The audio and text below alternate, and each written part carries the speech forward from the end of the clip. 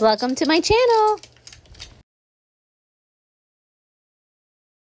Hi guys, I want to show you some things that I do with my washer whiffs. So I take my washer whiffs and I spread them on the carpets. Yep, you can put it on your carpets, guys. So I spread it on our stairs and then I vacuum it.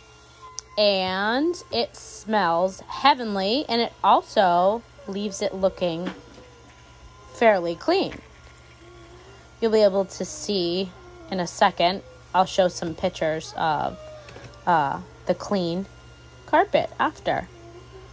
Thanks for watching, guys. Don't forget to subscribe to my channels for more tips and tricks. Alrighty, bye.